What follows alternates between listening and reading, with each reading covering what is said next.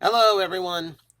We are now 2 weeks away from my favorite time of year. Not Christmas, not any particular holiday, no, not even the release of a new Transformer line. No!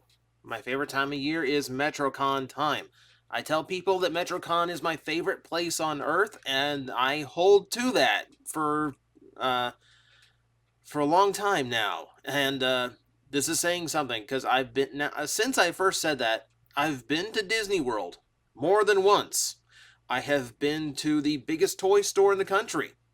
I have been several places that have been incredible. Uh, the only reason I still call Metrocon my favorite place on earth is probably because I haven't visited Japan yet. But beyond that, for all the places I've been to, I have the most fun at Metrocon every year. And this year it's particularly special. Not for any recent date.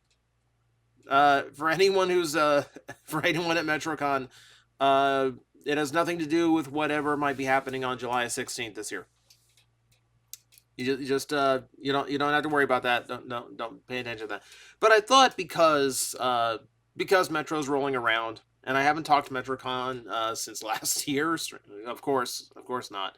I think it was a good time to actually just go through and just kind of reminisce and go through some of my favorite memories of the convention, at least the ones that I can directly show you because, as we'll explain, it's not that easy.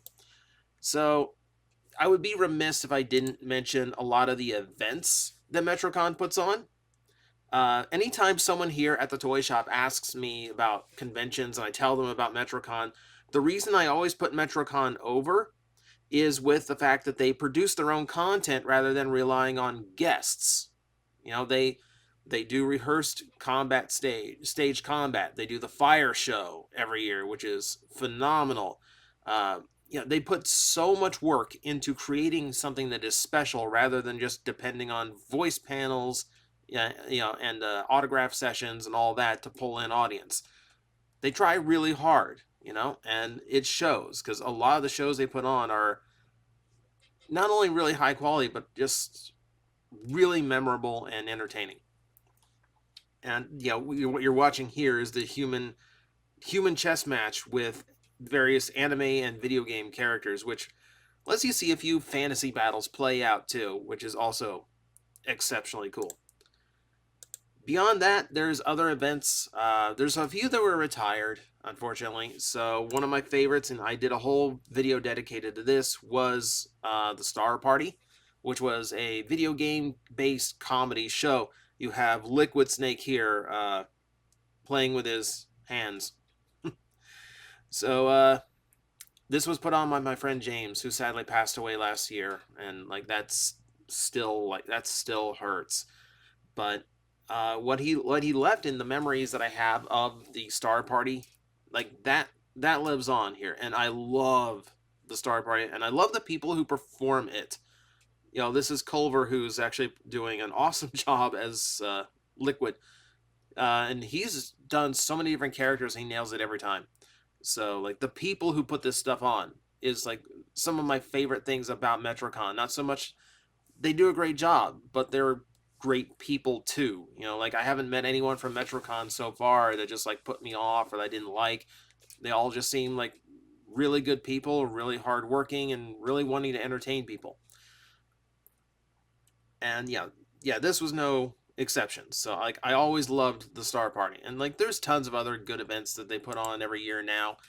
Um, but yeah, this was always one of my favorites. So one of my new favorites.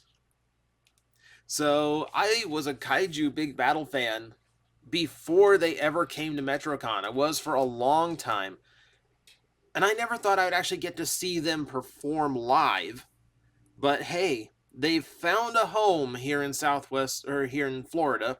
So used to saying Southwest Florida.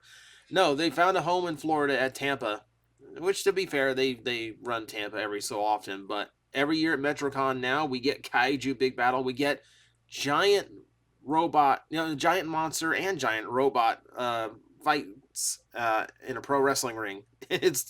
It is the best thing ever. It is cheesy, it is corny, it is hokey, it is like everything that is great about professional wrestling.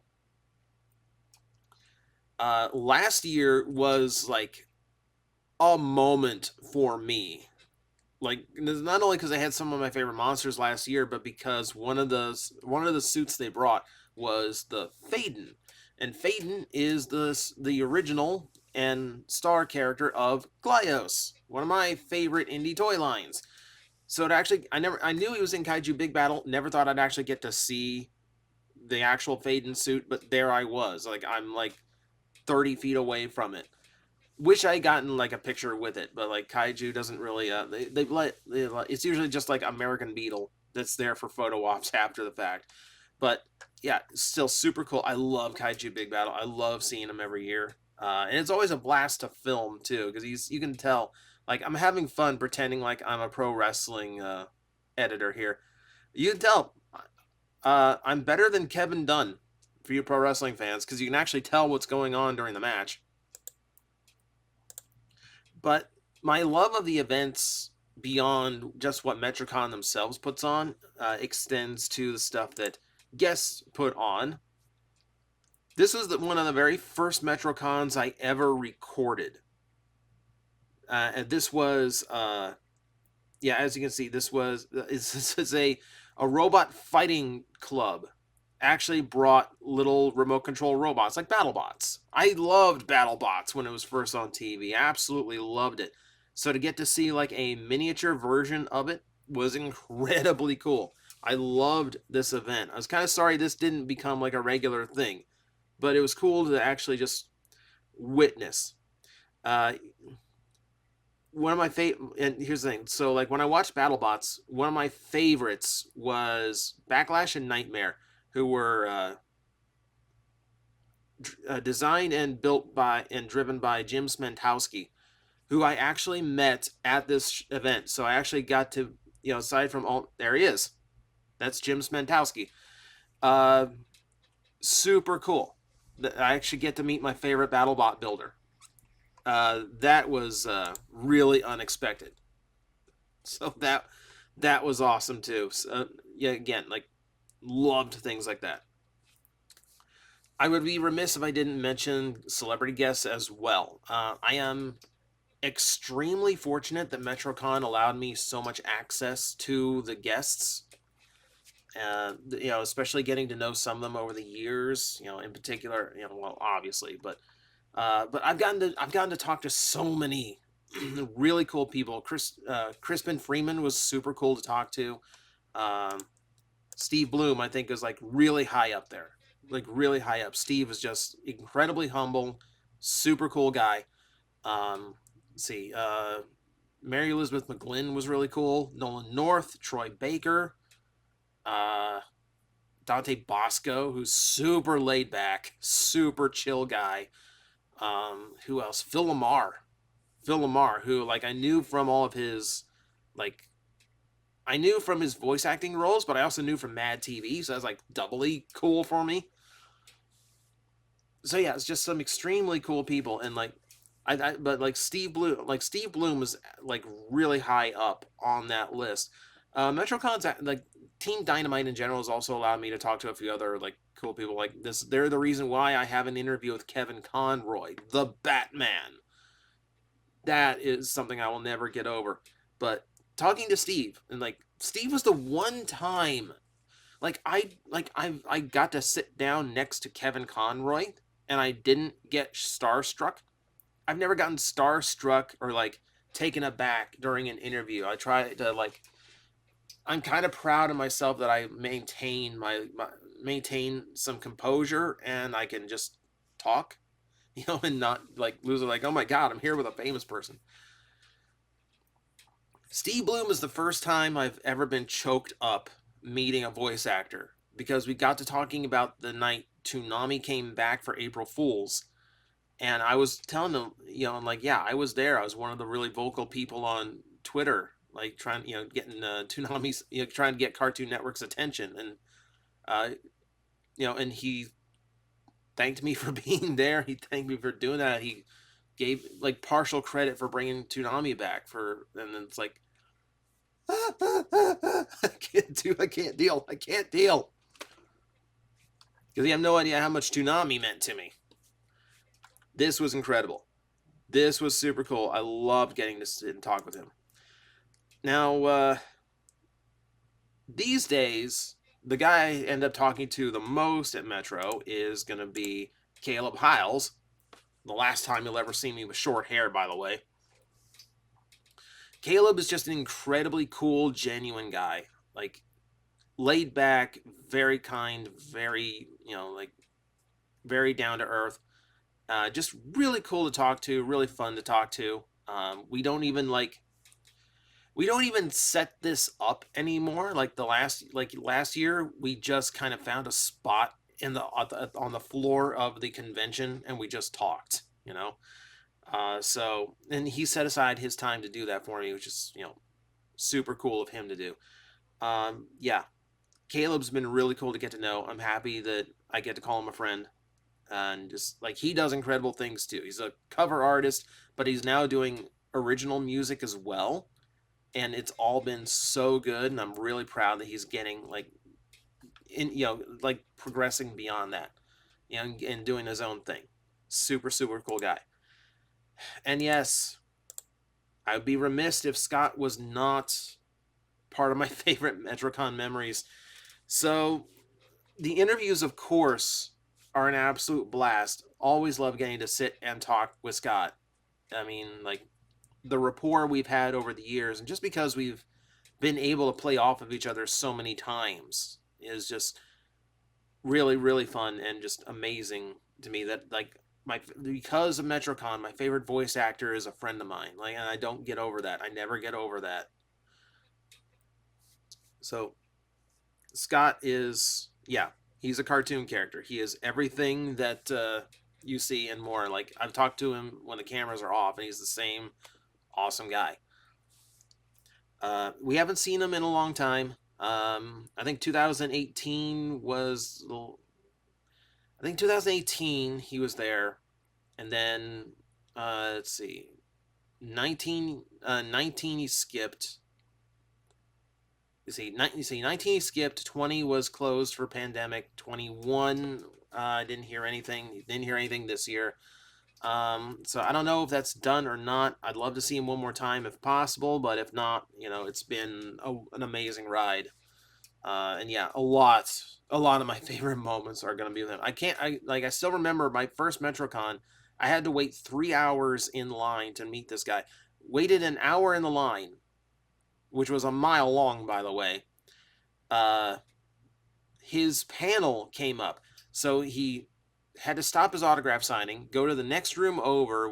Everyone who was left in the line went to his and watched his panel, and then an hour later, we all crowd back into the exact same autograph room because he wasn't going to go anywhere until everyone got their autographs. So amazing, amazing guy, amazingly professional. Yeah, there's a lot. I mean, I can make a whole video just of like me and Scott memories, but I wanted this to be about more than that. So nothing is going to replicate this, and I can't show you video because DMCA. But yeah, 2013, I entered a Toonami AMV at the AMV contest and took home the top prize, which was super cool to hear a crowd like react live to one of my videos and cheering every time one of their favorite shows came up, or when I edited something really cool together in the video. So just to hear my name announced like that was cool. That was huge. I kind of stepped back from AMVs after that because I kind of decided, like, you know what, I'm technically a professional editor. This isn't fair. But I did enter one more the year after. I don't have video of this either. But I entered one the year after that was an AMV of Metrocon. It was 5 years worth of Metrocon clips that I put into an AMV, because who else has enough Metrocon footage to make a Metrocon AMV? So I was really happy with the video, but it didn't play at the AMV contest. It didn't win any awards. It played at closing ceremonies. They didn't tell me they were doing it. They just did it to surprise me. And like, to hear my name shouted out on stage at Metrocon was like a huge moment for me. Huger that people in the crowd popped for my name. Like, oh, TJOmega, we know him. That was super cool to hear. And they played it for opening ceremonies next year, and they said, like, having a video to kind of show off what Metrocon's about at opening videos is a really good idea. We should pay somebody else to make a video about opening. Which, to be fair, like, Keon is a super cool guy, and the stuff that he does, especially all of his drone photography, and how fast his team edits everything together, I could never do. Those guys record during Metrocon, and at closing ceremonies, there's a recap of the entire week already made, including events that happened that day. Insane what they are capable of doing. So, like, that was absolutely the correct decision. And Keon's a cool guy too. All right, so the last one I've got here is like the moment that I'm not ever going to be able to top, even if I get to ask again. In 2017, I wanted to help out with the con in some way. So Natalie, who was in charge of in charge of contests, put me as a guest judge at the AMVs, and for that, she actually like got me on stage. Like, I know. I've never been on stage in my life, and you're going to put me on what is the most important stage to me? 9 years before that, I'm sitting in the crowd staring at people on that stage after an amazing weekend, and I'm inspired to actually I'm motivated to make something of myself, make something of the YouTube channel, actually like turn TJOmega into a thing. It's what lit a fire under me in the first place. So to go 9 years later, and now I'm standing on that stage staring back at the same seats that I once sat in was just like the most surreal experience of my life. And to this day, I will tell you right now, and I will keep saying this, I did not deserve this. I was not a big enough name. I was not important enough. I was just a really earnest fan that happened to have some notoriety. And, you know, I just wanted to help out 1 year, and someone made this happen for me, and I'm just like amazed that anyone let me do it. I'm still grateful to everyone on the staff and like Alex who checked off and like approved this nonsense that I got to do. Yeah, this meant the world to me. Like I remember sitting in the stands wanting someday to be on that stage, and then to actually accomplish it was amazing.